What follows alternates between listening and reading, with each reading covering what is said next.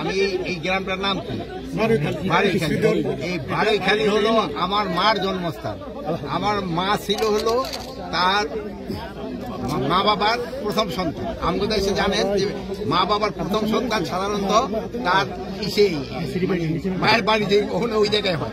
আমার মার নানির বাড়িতে জন্ম হয়। এই জন্য আমার মার জন্মস্থান এই জন্য এই এলাকার জন্য আমার একটা আলাদা একটা তো বাড়ি এখানে। এই জন্য আমাদের পক্ষে যতটা করা অতটা সম্ভব। এখানে আপনারা বলেন যে ভারোল বিলের যেন যে একটা কোনো অবস্থায় নষ্ট না হয় এদিকে আমরা চেষ্টা করবো। এই যে আপনাদের যে ছোটখাটো দুই একটা সমস্যা আছে এটা আমরা অবশ্যই সমাধান করবো। আর ওই যে একটা বলছেন যে একটা খালের একটু খননের দরকার আছে ওটা করে দিব।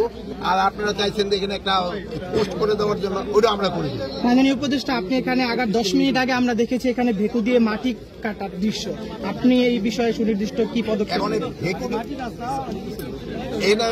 এইগুলির ক্ষেত্রে ভেকুটা তো ধরেন আপনারা লোকালরা যারা দিচ্ছে তাদের ক্ষেত্রে একটা অ্যাকশন নিতে হবে।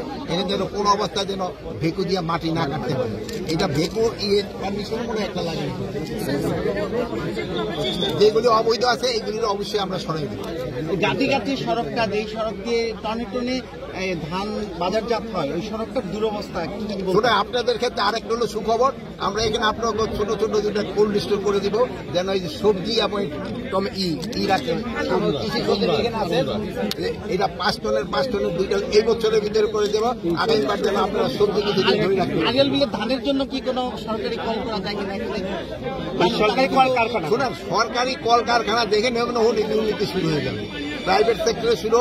আপনারা খালি দোয়া করেন দুর্নীতিটা বন্ধ করা যাবে। দুর্নীতিটা যদি বন্ধ করা যায় দেশ দেখবেন কল করে আগে চলে যাবে। এখন যে প্রাণ বৈচিত্র্য ফিরিয়ে আনার জন্য কি উদ্যোগ